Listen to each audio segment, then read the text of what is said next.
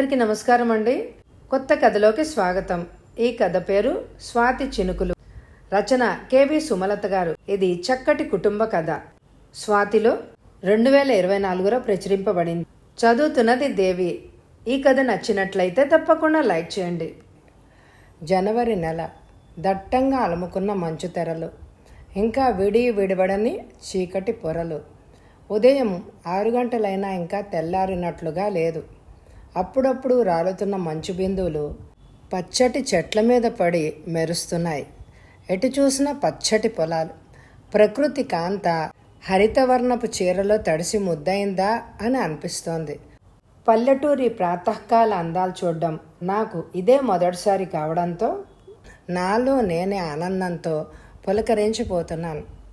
దాదాపు 8 గంటల రైలు ప్రయాణం. 1 గంటన్నర సేపు గతుకుల రోడ్లో రైలు ప్రయాణం చేసి దోసపాడు ఊరు బస్టాప్లో దిగాను. అమ్మ నేను బస్సు దిగి చుట్టూ పరిసరాలు చూస్తూ అప్పటి వరకు అనుభవించిన ప్రయాణ బడలికంతా 1 నిమిషంలో మర్చిపోయాము. నాకు పైరుల మీద నుంచి వచ్చే చల్లటి గాలి హాయిగా సేదదీరినట్టుగా ఉంది. ఎగిరిపోతున్న చున్నీని వెనక్కు ముడిగేసుకున్నాను. ఇక అమ్మ సంగతి చెప్పక్కర్లేదు. ఎన్నో సంవత్సరాల తర్వాత తను పుట్టిన ఊరికి వచ్చిన ఆనందం కొట్టొచ్చినట్టు కనిపిస్తోంది. ఉక్కిరి బిక్కిరి అవుతున్న భావాలు దాచుకోలేకపోతోంది. తన కోసం ఎవరొస్తున్నారు అని చుట్టూ కలియజూస్తోంది. అంతలో ఒక కారు మేమున్న దగ్గరకు వచ్చి ఆగింది.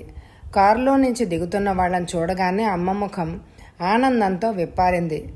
లావణ్య, మామయ్య వచ్చేసాడే అంది అమ్మ. మామయ్య అమ్మను దగ్గరకు తీసుకున్నాడు. అమ్మ మామయ్యలిద్దరూ ఆనంద బాష్పాలు కార్చారు. ఇద్దరూ భావోద్వేగానికి లోనయ్యారు. మామయ్యతో వచ్చిన అబ్బాయిని పరీక్షగా చూస్తోంది అమ్మ. శాంతి, వాడు కౌశిక్ అని పరిచయం చేశాడు మామయ్య. కౌశిక్ అమ్మ పోలికలతో ఉండడం అమ్మ దగ్గరకు తీసుకొని మురిసిపోయింది. కౌశిక్ తను లావణ్య, శాంతి అత్తయ్య కూతురు అనే మామయ్య నన్ను వాళ్ళ అబ్బాయికి పరిచయం చేశాడు. Happy to see you Lavanya, నవ్వుతూ అన్నాడు కౌశిక్. స్వచ్ఛంగా కనిపించిన అతని నవ్వు మొదటి చూపులోనే నన్ను ఆకట్టుకుంది. థ్యాంక్స్. నా మాటలు పెదవి దాటలేదు, కానీ చిరునవ్వుతో సమాధానం ఇచ్చాను. మామయ్య నన్ను కూడా దగ్గరకు తీసుకున్నాడు. నువ్వు మొదటిసారి మా ఇంటికి వస్తున్నావు లావణ్య, ఆనందంగా అన్నాడు మామయ్య. నేను మళ్ళీ నవ్వుతూనే సమాధానం ఇచ్చాను. ఇక బయలుదేరదామా శాంతి? ఇంటి దగ్గర అందరూ మీకోసం ఎదురు చూస్తూ ఉంటారు అన్నాడు మామయ్య అమ్మతో. సరే అన్నయ్య, పదమ్మ వెళ్దాం అని కారు ఎక్కింది అమ్మ. కౌశిక్ కారు డ్రైవ్ చేస్తున్నాడు. మామయ్య అతని పక్కన కూర్చున్నాడు. మేమిద్దరం వెనకాల కూర్చున్నాం. అమ్మో ఊరు చాలా మారిపోయిందే అన్నయ్య, అసలు గుర్తు తెలియడమే లేదు అంటూ దారి పొడుగున అమ్మ తన చిన్నప్పటి కబుర్లు మాట్లాడుతూనే ఉంది. ఆ కారు ఒక ఇంటి ముందు ఆగింది. కారు ఆగ్గానే చాలామంది చుట్టూ గుమిగూడారు. అమ్మమ్మ తాతయ్య అనుకుంటా దగ్గరకు వచ్చి అమ్మను కౌగిలించుకొని కన్నీళ్లు పెట్టుకున్నారు.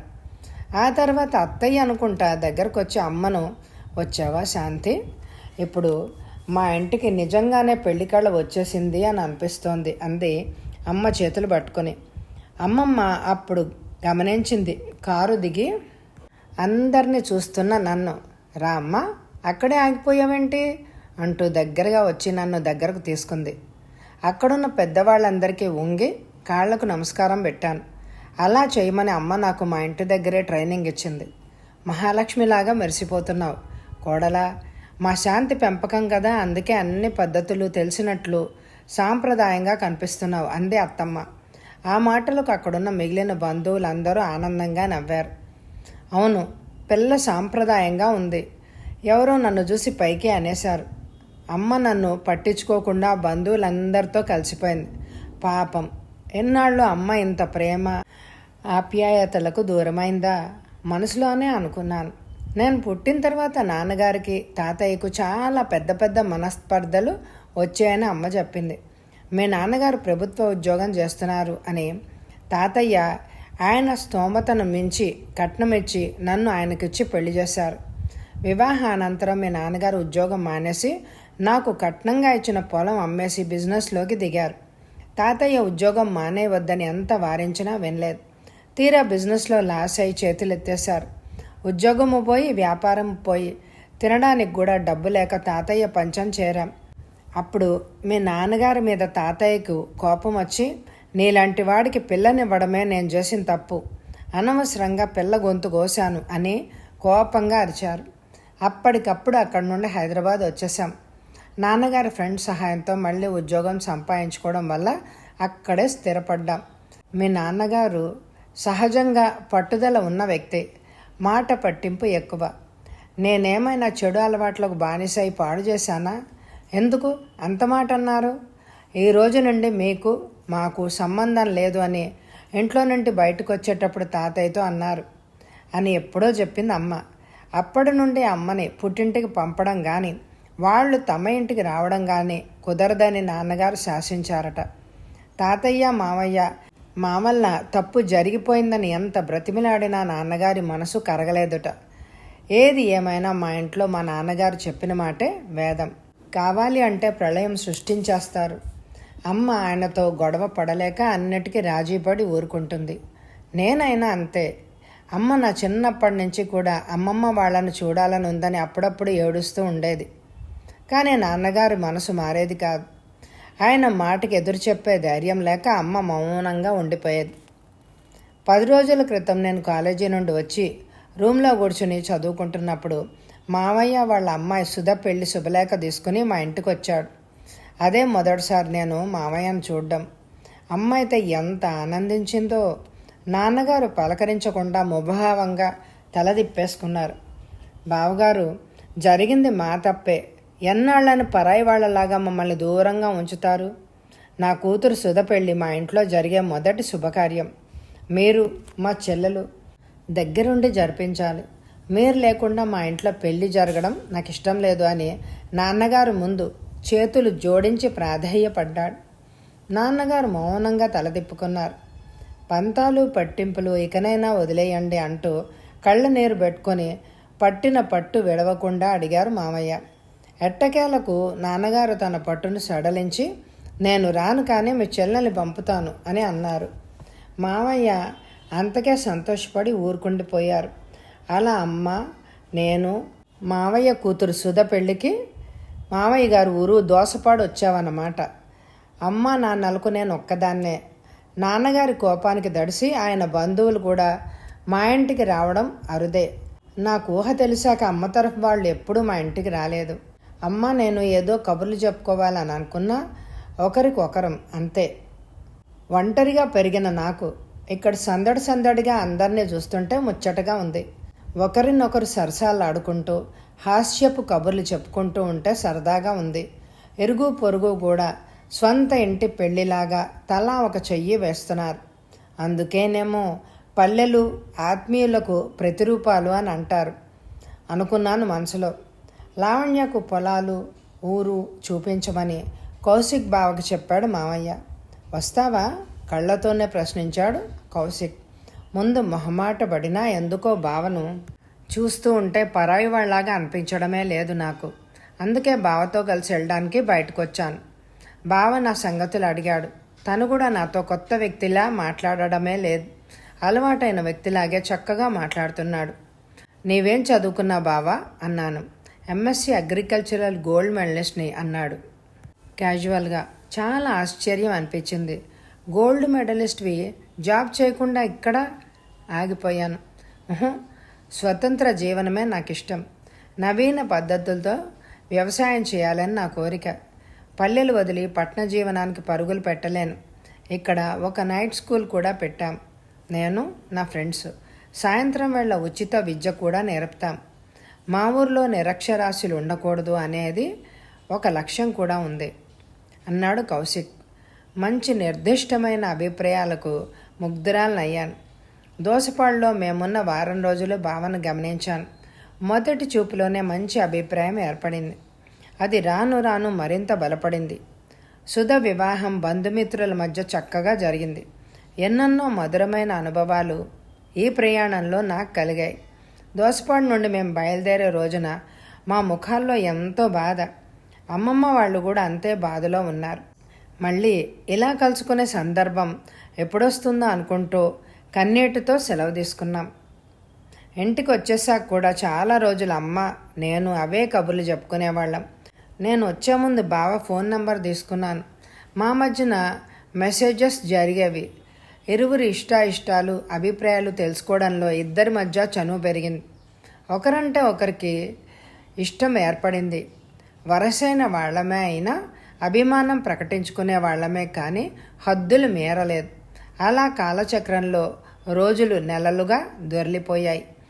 బావకు నాకు మధ్యనున్న ఇష్టం ప్రేమగా రూపుదిద్దుకుంది. ఒకరోజు అమ్మమ్మ తాతయ్య మా ఇంటికొచ్చారు. వాళ్ళని చూసి అమ్మ ఆనందించడం కన్నా ఆందోళన పడింది అంటే బాగుంటుంది. తాతయ్యను నాన్నగారు పలకరించకపోగా ముభావంగా అక్కడి నుంచి లేచి వెళ్ళిపోయారు.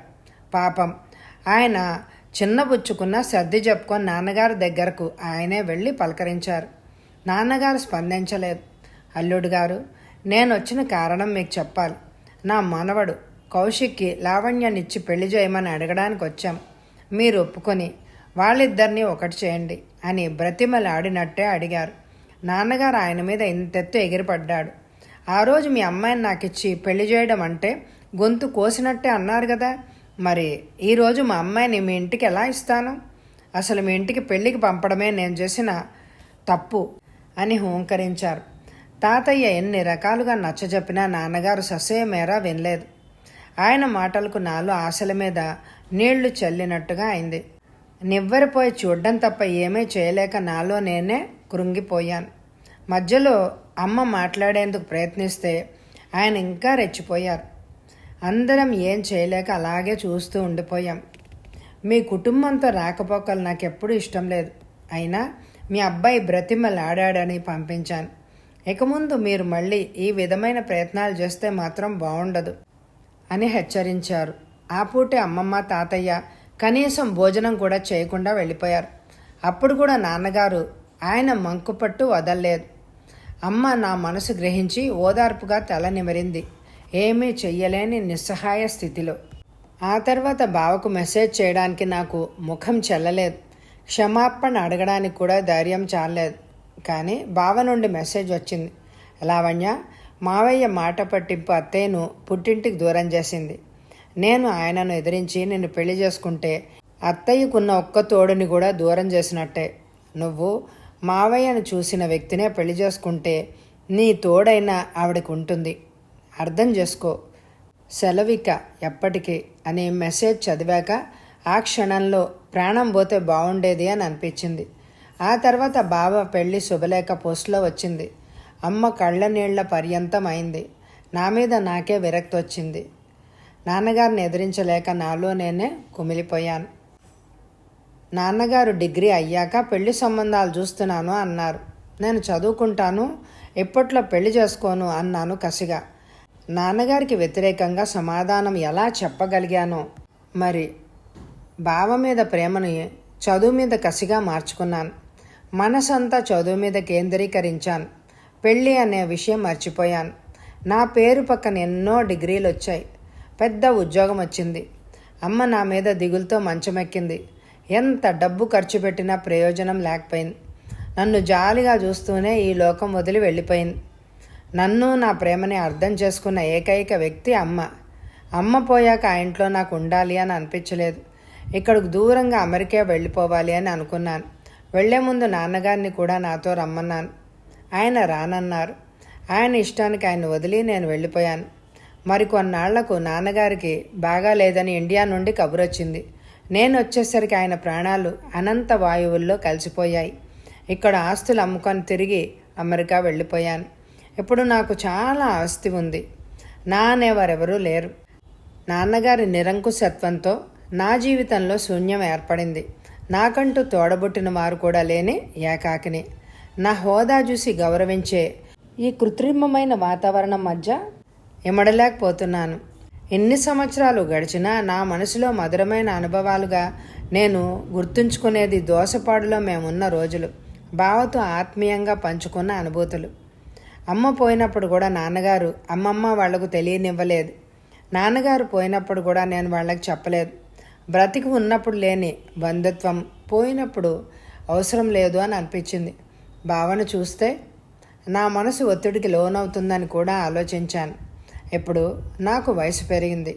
మానవ సంబంధాలు, మానసిక అనుభూతులు తప్ప శారీరక కోరికలు చోటు చేసుకొని వయసులో ఉన్నాను. నా శేష జీవితం పరాయి దేశంలో గడపాలని లేదు. మా అమ్మ పుట్టిన ఊర్లో అమ్మ పేరు మీద ఆసుపత్రి కట్టించి ఉచిత వైద్య సేవలు అందించాలనుంది. మా అమ్మ అడుగు పెట్టలేకపోయిన ఆ ఊరిలోనే అమ్మ పేరు నిలబెట్టాలి అని అనిపించింది. నా ఆస్తి ఆ ఊరి ప్రజలకు ఖర్చు పెట్టాలి అని ఉంది. ఈ వయసులో నేను అక్కడికి వెళ్ళినా తప్పుపట్టే కుసంస్కారులు ఎవరు ఉండరని బాగా ఆలోచించే నిర్ణయించుకున్నాను. బావ పెళ్ళి అని తెలిసిన రోజునే నా ఫోన్ నుండి బావ నెంబర్ తీసేశాను. కానీ డైరీలో పదిలపరుచుకున్న నెంబర్ వెతికి మళ్ళీ ఫోన్లో సేవ్ చేసుకున్నాను. నా అభిప్రాయాన్ని బావకు పెద్ద ఉత్తర రూపంలో మెసేజ్ చేశాను. తన భార్య పిల్లల అంగీకారం తీసుకుని తిరిగి నాకు జవాబు ఇవ్వమని నేను పెట్టిన మెసేజ్లో స్పష్టంగా రాశాను. నాకు తెలుసు బావ పెద్ద మనసు, నా రాకను ఒప్పుకుంటుందని. అయినా జవాబుకై చకోర పక్షిలాగా నిరీక్షించాను. నా ఊహ తప్పు కాలేదు. బావ నుంచి మెసేజ్ వచ్చింది. ఎలా ఉన్నావు లావణ్య? నువ్వు ఇక్కడికి వస్తానంటే ఆనందించేవాళ్లే కానీ రావద్దు అని శాసించే వాళ్ళు ఎవ్వరూ లేరు. సాధ్యమైనంత తొందరగా వచ్చాయి. ఫ్లైట్ టికెట్ తీసుకున్నాక చెప్పు. నిన్ను తీసుకెళ్ళడానికి నేను ఎయిర్పోర్ట్కి వస్తాను. అందరం ఎదురు చూస్తూ ఉంటాం. బావ మెసేజ్ చదువుతుంటే నాకెంతో ఆనందంతో ఏడుపు ఆగలేదు. బిగ్గరగా తనివి తీరా ఏడ్చేశాను. ఇక ఒక్క క్షణం కూడా అక్కడ ఉండాలి అని అనిపించలేదు. అక్కడ నాకున్న ఆస్తులన్నీ వెంటనే సెటిల్ చేసేసుకున్నాను. ప్రయాణం డేట్ నిర్ణయించుకున్నాను. బావకి ఆ టికెట్ మెసేజ్ చేశాను. చిత్రంగా నాకు అక్కడి నుండి బయలుదేరినప్పుడు కించిత్ బాధ కూడా అనిపించలేదు. పైగా ఎప్పుడు బావని చూస్తానా అని అనిపించింది. అదేంటి, ఇలా నేను ఉండకూడదు కదా. నన్ను నేను సంభాళించుకున్నాను. ఫ్లైట్ ల్యాండ్ అయ్యేదాకా కూడా నా మనసు గతంతోనే నిండిపోయింది. లగేజ్ కలెక్ట్ చేసుకుని బయటకు వస్తున్న నా కళ్ళు చుట్టూరా బావ కోసం వెతుకుతున్నాయి. లావణ్య, ఇటు అన్న పిలుపు వైపు చూశాను. బావ చేతిలో బుకేతో అటువైపు అడుగులేస్తున్నాను. కళ్ళు నాకు తెలియకుండానే నీటితో నిండిపోతున్నాయి. భావోద్వేగానికి లోనవుతున్నాను. పక్కకు తిరిగి కళ్ళు తుడుచుకుని నన్ను నేను కంట్రోల్ చేసుకున్నాను. ప్రయాణం బాగా జరిగిందా లావణ్య? నన్ను గుర్తుపట్టవేమో అని అనుకున్నాను. నువ్వేమో కళ్ళు తుడుచుకుంటూ మా లావణ్యలాగే కనిపించావు నవ్వుతూ అంటూ నా చేతిలో నీ లగేజ్ తీసుకున్నాడు కౌశిక్. నువ్వు పెద్దగా మారలేదు బావా, అలాగే ఉన్నావు. చిన్న మార్పులు అంతే. నా కళ్ళను పసిగట్టాడు అని అర్థమైంది. నువ్వు అంతే లావణ్య. నేను ఇంగ్లీషు దొరసానమ్మ దిగుతుందేమో, ఎలా గుర్తుపట్టడమా అని భయపడ్డ మాట నిజం అన్నాడు కౌశిక్. నేను మనస్ఫూర్తిగా నవ్వేశాను. కారులో లగేజీ సర్ది బయలుదేరాం. అమ్మమ్మ తాతయ్యలు మాటలు ఆపేశాను అనుమానంగా. తాతయ్య మీ ఇంటి దగ్గర నుండి వచ్చిన తర్వాత మంచం పట్టారు. తన మాటల వల్లనే మీ అమ్మ దూరమైంది. మీ నాన్న మన పెళ్ళికి ఒప్పుకోలేదని బెంగపెట్టుకున్నారు. మీ అమ్మ చనిపోయిందన్న విషయం చాలా ఆలస్యంగా ఎవరి ద్వారానో మాకు తెలిసింది. అది మేము మాట్లాడుకుంటుంటే ఆయన విన్నారు. అంతే, హార్ట్అటాక్ వచ్చిపోయారు. నానమ్మ నీతో మాట్లాడేందుకు ప్రయత్నించమంది, కానీ నువ్వు అప్పటికే అమెరికా వెళ్ళిపోయావు. సాధ్యం కాలేదు. నానమ్మ ఉంది, నువ్వు వస్తున్నావు అని చెప్పాను. నీకోసం ఎదురుచూస్తోంది అన్నాడు కౌశిక్. అమ్మయ్య, అమ్మ లేకపోయినా అమ్మమ్మ ఉంది అని సంతోషపడ్డాను. బావా, మరో మాట. నాకు మీ పిల్లలు ఎంత వయసులో ఉంటారో తెలియదు కదా. నాకేం తీసుకురావాలో తెలియలేదు.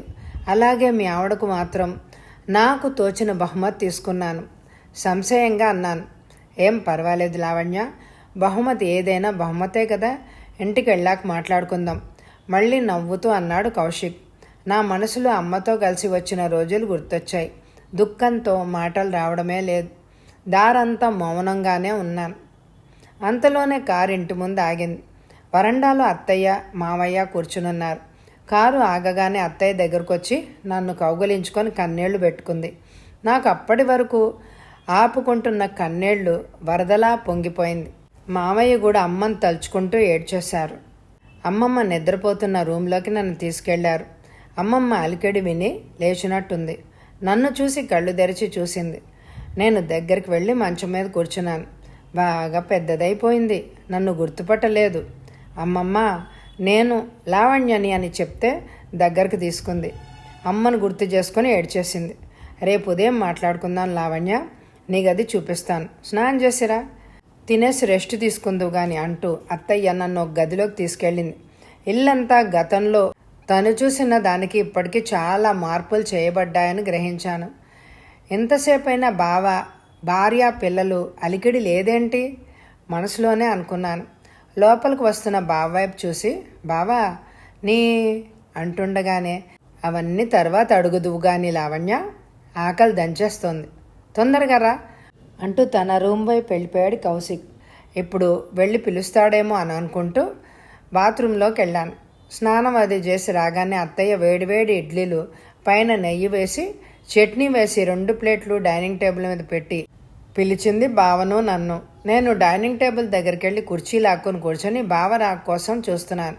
తినమ్మా, ప్రయాణంలో ఏం తిన్నావో ఏమో, ఎప్పుడు తిన్నావో అంది అత్తయ్య. అత్తయ్య, పిల్లలు పడుకున్నారా అని అడిగాను. ఎవరి పిల్లలు వింతగా చూస్తూ అడిగింది. అత్తయ్య, నా పిల్లలమ్మా నవ్వుతూ అన్నాడు కౌశిక్. నీకు పిల్లలేంట్రా పక్కపక్క నవ్వింది అత్తయ్య. నాకు అయోమయంగా అనిపించింది. ముందు తిను లావణ్య, చాలా లేట్ అయిపోయింది ఇప్పటికే అన్నాడు కౌశిక్. బావా, నాకు అత్తయ్య నవ్వుకి కారణం చెప్పు ముందు అన్నాను. లావణ్య, నువ్వు పెళ్ళి ఎందుకు చేసుకోలేదు? అందం, చదువు, ఆస్తి అన్నీ ఉన్నా నువ్వు ఒంటరిగా ఎందుకు మిగిలిపోయావు అన్నాడు కౌశిక్. నేను మాట్లాడకుండా ఇడ్లీ తుంపి ముక్కలు చేస్తున్నాను. నువ్వెందుకు చేసుకోలేదో నేను అందుకే పెళ్లి చేసుకోలేదు లావణ్య అన్నాడు కౌశిక్. అదేంటి బావా, ఆ రోజు పోస్టులో శుభలేఖ వచ్చింది కదా ఆశ్చర్యంగా అన్నాను. ఆహా, అదంతా నువ్వు నన్ను మర్చిపోయి మీ నాన్న ఇష్టప్రకారం పెళ్లి చేసుకోవాలని, కానీ నువ్వు అమెరికా వెళ్ళిపోయావు, అక్కడ కూడా ఒంటరిగానే ఉన్నావు. నేను మాత్రం నిన్ను మర్చిపోయి పెళ్లి చేసుకుంటాను అని ఎలా అనుకున్నావు? నవ్వుతూ అన్నాడు కౌశిక్. నేను మాట్లాడకుండా అలాగా చూస్తూ ఉండిపోయాను. నాకు తెలియకుండానే అంతులేని ఆనందంతో ఉక్కిరి బిక్కిరి అయినట్లయింది. లావణ్య, ఏ రోజు నిన్ను మొదటిసారిగా చూశానో ఆ రోజే నా మనసులో నీ రూపం ముద్రించుకున్నాను. మన పెళ్ళికి మామయ్య వద్దు అన్నారు. నీకు నేనంటే ఉన్న ఇష్టం నాకు తెలుసు, అందుకే నాకు పెళ్ళైపోయింది అంటే నువ్వు మీ కుటుంబంతో ప్రశాంతంగా కలిసి ఉంటావు అనుకుని అలా వెడ్డింగ్ కార్డ్ ప్లాన్ వేశాను. నీకు తప్ప నా మనసులో వేరే ఎవరికో చోటు ఎప్పటికీ ఉండదు, నన్ను నమ్ము. ప్రేమగా అంటున్న భావస్వరంలో ఎంత మాధుర్యం! ఆనంద బాష్పాలతో చెమర్చిన కళ్ళతో బావ వైపు ఆరాధనగా చూస్తూ ఉండిపోయాను. నా మనసులోని ఒంటరితనం అంతా ఎగిరిపోయింది.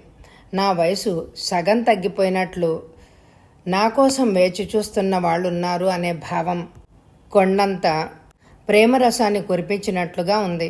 నా బ్రతుక్కి ఒక అర్థం ఆశాకిరణంలాగా కనిపిస్తున్నట్లుంది.